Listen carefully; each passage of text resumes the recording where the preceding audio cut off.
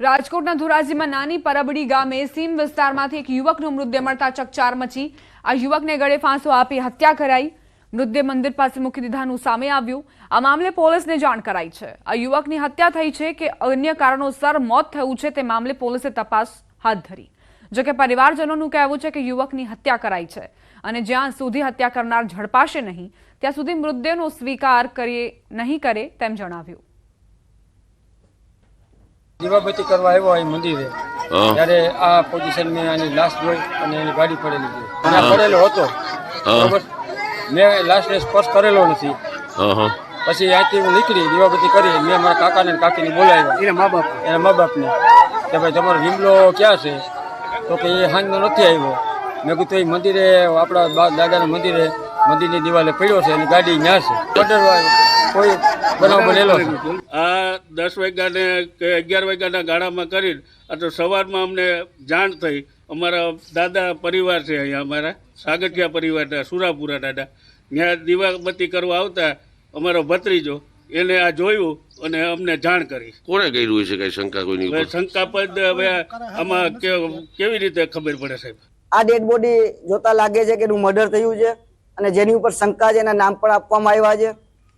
Dhoraji police અહીંયા ઉપસ્થિત છે। તાત્કાલિક જે આરોપીઓ છે એની ધરપકડ કરે અને પંચનામું અને ડેડ બોડીનું પીએમ થયા બાદ એ લોકો વિરુદ્ધમાં ગુનો દાખલ કરીને તાત્કાલિક આરોપીઓને પકડવામાં આવે। જ્યાં સુધી આરોપીઓને પકડવામાં નહીં આવે ત્યાં સુધી અમે અનુસૂચિત જાતિ સમાજ દ્વારા નક્કી કરેલ છે કે આ ડેડ બોડી સ્વીકારવામાં આવશે નહીં। રોકાઈશું એક નાનકડા વિરામ માટે। આપ જોતા રહો ન્યૂઝ 18 ગુજરાતી।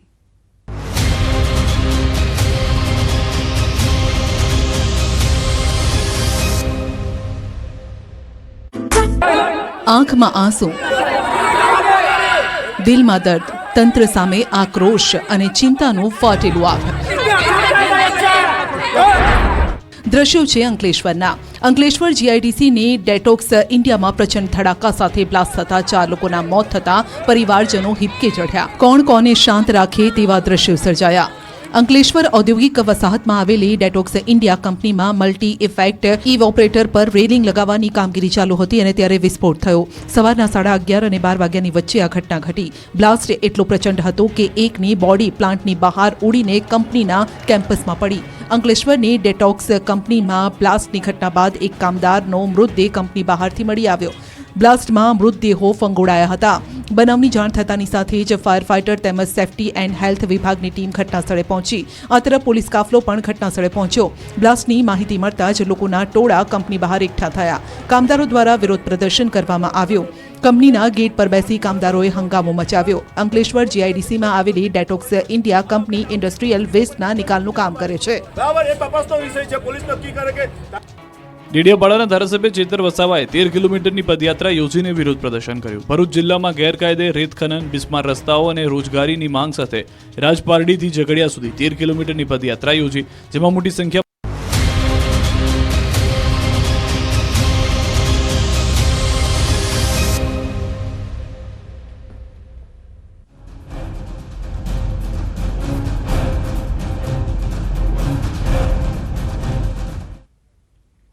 Welcome back. ખ્યાતિકાંડ કેસમાં વધુ એક આરોપીની ધરપકડ કરાઈ।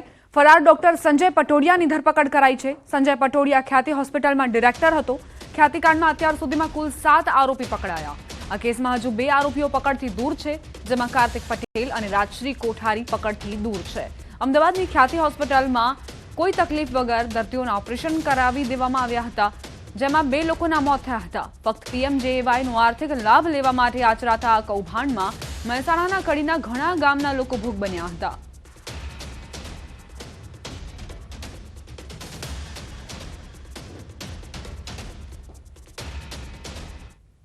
હવે આગળ વાત કરીશું પોન્ઝી સ્કીમની।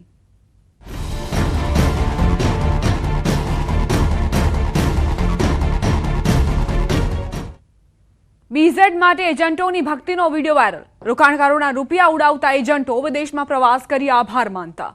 એજન્ટ મયુર દરજીના બીઝેડની ભક્તિનો વિડીયો સામે આવ્યો।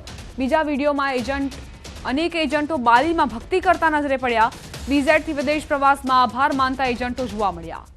અવારનવાર જે વિડીયો વાયરલ થઈ રહ્યા છે તેમાં બીઝેડના એજન્ટોના ઠાઠમાઠ જોવા મળી રહ્યા છે. કઈ રીતે વિદેશ પ્રવાસ એજન્ટો કરી રહ્યા છે, આવો સાંભળીએ શું કહી રહ્યા છે એજન્ટો આ વિડીયોમાં.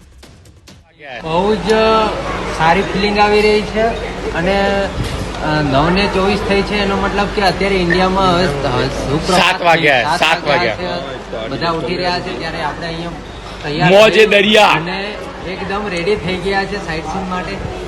ખૂબ જ એન્જોયમેન્ટ થઈ રહ્યો છે અને બધાને ખૂબ મજા આવી રહી છે. Thank you. આ માટે ભૂપેન્દ્ર સરને ખૂબ ખૂબ આભાર. Thank you sir. Thank you. BZ ગ્રુપના કૌભાંડમાં વધુ એક વિડીયો વાયરલ થયો. એમએલએ ધવલ ઝાલા અને આરોપી મયુર દરજીનો વિડીયો હોવાની જાણકારી. બીઝેડનો એજન્ટ અને આરોપી છે મયુર દરજી અને ધારાસભ્ય એક સાથે દેખાયા. વિડીયોમાં બંને એક સાથે નજરે ફરતા જોવા મળ્યા.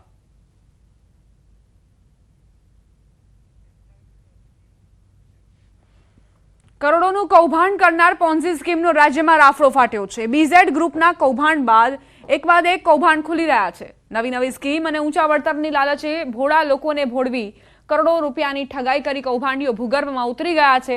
બીઝેડ ગ્રુપના માઠક ઝાલાનો હજુ પણ અતોપતો નથી લાગ્યો. ઉત્તર ગુજરાતના અનેક લોકોના કરોડો રૂપિયા હજમ કરી ગયો છે. એજન્ટોના જલવા, ઓફિસ બોયનો ઠાઠ સહિતના લાલચુ વિડીયો વાયરલ કરી લોકોના નાણાં પડાવી લીધા. એવી જ રીતે પાલનપુરમાં સ્ટાર્ટઅપની ઓફિસ બનાવી રોજના 1% વ્યાજે નાણાં આપવાની લાલચે છેતરપિંડી આચરી. બીજી તરફ પ્રસિદ્ધિ નિર્માણ નામની કંપની દ્વારા મહિલા એજન્ટો રાખી મહિલાને ભોળવી લઈ છેતરપિંડી આચરી. તેમણે પાલનપુર, મહેસાણા, ધ્રાંગધ્રા જેવા વિસ્તારોમાં બ્રાન્ચ ખોલી હતી. ત્યારે મહેસાણામાં શિક્ષક દંપતી અને તેના બનેવી સામે ઊંચા વળતરની લાલચ આપી કરોડોની ઠગાઈ કરી હોવાની ફરિયાદ નોંધાઈ છે.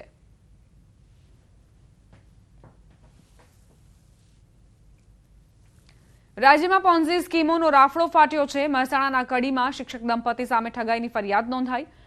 દંપતી અને તેના બનેવી સામે કરોડોની ઠગાઈની ફરિયાદ નોંધાઈ છે. સમગ્ર મામલે એલસીબી તપાસ કરશે. પોલીસ દ્વારા આ મામલે નવીન કાયદાની જીપીઆઈડી કલમનો ઉમેરો કરાયો. પોલીસ દ્વારા આ મામલે 3 ટીમો બનાવવામાં આવી. પોલીસે 15થી વધુ શકમંદોની પૂછપરછ કરી નિવેદન પણ લીધા. અલગ અલગ સ્કીમોમાં ઊંચા નફાની લાલચે ઠગાઈનો આરોપ મુકાયો. ફરિયાદ થતાં શિક્ષક દંપતી ઘરે લોક મારી ગાયબ થયો. 15 દિવસ અગાઉ દંપતી વિરુદ્ધ ફરિયાદ થઈ હતી. હાર્દિક પટેલ નામના ફરિયાદીની ફરિયાદ શિક્ષક દંપતી અને તેના બનેવી 3 વિરુદ્ધ 8 કરોડની છેતરપિંડીની ફરિયાદ નોંધાઈ છે. ગિફ્ટ સિટીમાં જમીન ખરીદવાની સ્કીમ આપીને મોટી રકમ મેળવી કનૈયાલાલે 50થી વધુ લોકો પાસેથી 100 થી 125 કરોડ લીધા હોવાનો ફરિયાદમાં ઉલ્લેખ. મારી સાથે 6 કરોડ 6,95,850 રૂપિયાનું ફ્રોડ થયેલ છે. કયા વ્યક્તિએ કર્યું છે તમને ખ્યાલ છે? પટેલ કનૈયાલાલ મણીલાલ પટેલ, રહેવાસી ધરતી સિટી કડી. કડી પોલીસ બાબતે આ ફરિયાદ કેટલા ટાઈમથી તમે નોંધાવવા માટે જાઓ છો? સાહેબ 7/10 તારીખે 7/10/24ના રોજ અમે ડીએસપી મહેસાણા મુકામે આ છેતરપિંડીની ફરિયાદ રજિસ્ટર એડી દ્વારા પહોંચાડી હતી. ત્યાંથી ફોરવર્ડિંગ થઈને કડી પોલીસ સ્ટેશનમાં આવી ગઈ છે. 1.5 મહિનો થયો, પરંતુ અમે 2 દિવસ પહેલાં પણ ગયા હતા તો પોલીસ સ્ટેશનમાં પીઆઈ સાહેબે અમને બેસાડી રાખ્યા. ત્યાં અમારી સાથે રાત્રે 10 વાગ્યા સુધી બેસાડી રાખ્યા અને એમ કીધું કે તમે ફરિયાદ કરી એના પહેલાં એક એફઆઈઆર થઈ ગઈ છે. એ એફઆઈઆર 8 કરોડ રૂપિયાની હતી, એની વધારે એમાઉન્ટ હતી એટલે અમે એની એફઆઈઆર કરી દીધી છે. પરંતુ હવે